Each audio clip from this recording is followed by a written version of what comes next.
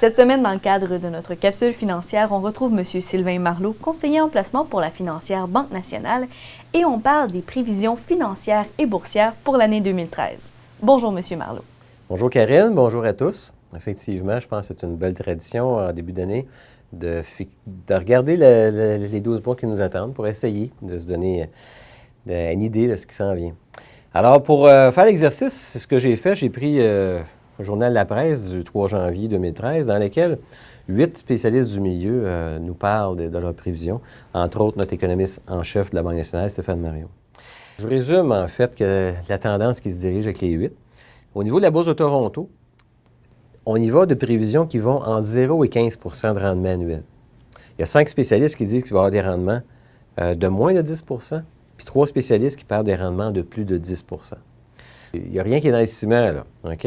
Mais par contre, c'est des tendances, et puis les gens sont assez positifs. Au niveau de la Bourse de New York, S&P 500, on nous dit que les rendements pourraient varier entre 2 et 15 %. Quand même des grands écarts, mais c'est des rendements positifs. Il y a 4 spécialistes qui disent que les rendements vont être de plus de 9 % ce qui est quand même beaucoup. Puis il y en a 4 entre 2 et 9 %. OK? Alors, tenez que pour acquis que les taux d'intérêt en ce moment pour un placement de 3 ans sont à peu près 2,4 %. Fait que si les marchés boursiers donnaient du 7, du 8, du 9, du 10 % bien écoutez, là, c'est d'excellents rendements dans le contexte actuel. Au niveau des obligations, on nous parle d'une fin d'année qui pourrait être entre moins 2 et plus 1 %. Ça fait l'unanimité dans le marché. Alors ça, pour faire un rendement négatif, c'est parce qu'ils calculent le taux d'intérêt de l'obligation, puis ils calculent le prix de l'obligation en fin de l'année. Un peu technique, mais c'est une façon de faire des fonds de pension qui n'est pas nécessairement applicable à tous les investisseurs particuliers. Il y a plusieurs éléments positifs qui sont soulignés. On nous parle entre autres de révision des profits des compagnies qui sont positives. Il y a 3 spécialistes qui disent que les taux d'intérêt si le marché reste bas, ça va aider pour le marché boursier. Il y a 3 spécialistes qui soulignent que les bilans des sociétés sont solides.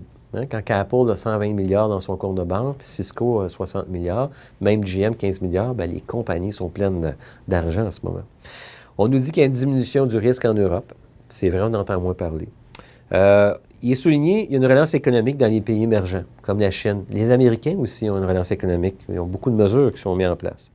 Il y a un progrès au niveau du désendettement des familles américaines. Depuis quelques années, depuis 2008, là, le pourcentage de dette a diminué.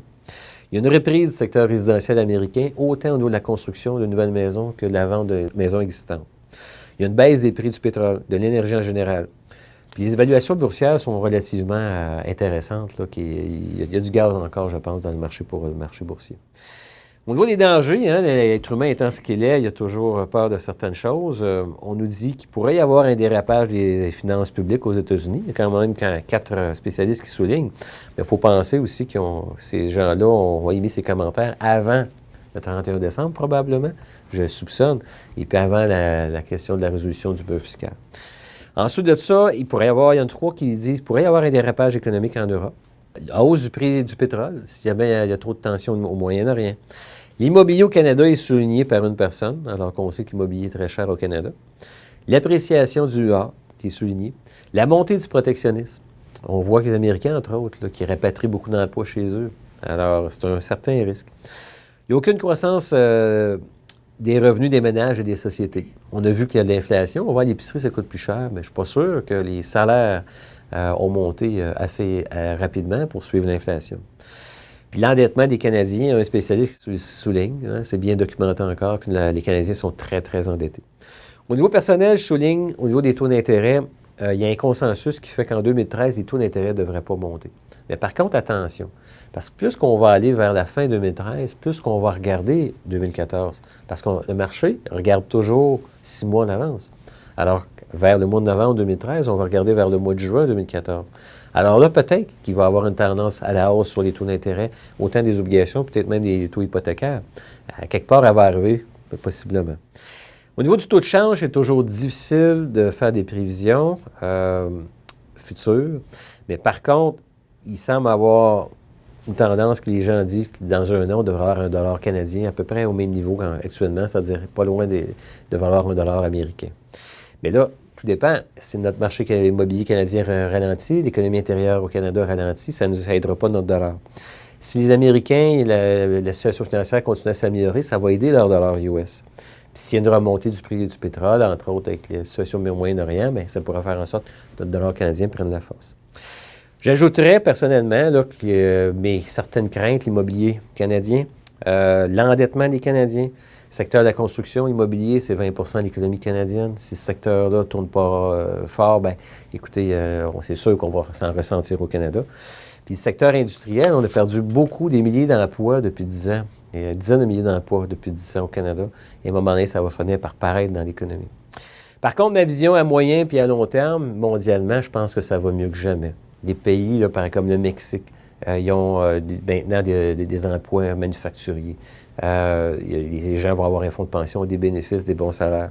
On voit l'Inde qui contribue à l'économie mondiale. On voit même l'Afrique. On voit la Chine, on voit la Russie qui était communiste, qui est en du capitalisme.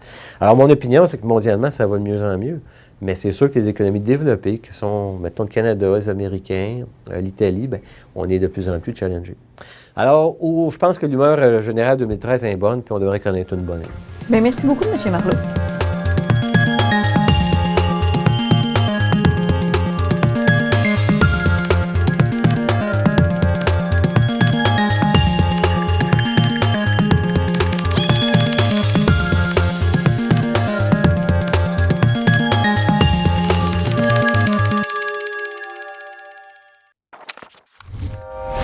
Télé Cogeco, un service exclusif aux clients de Cogeco.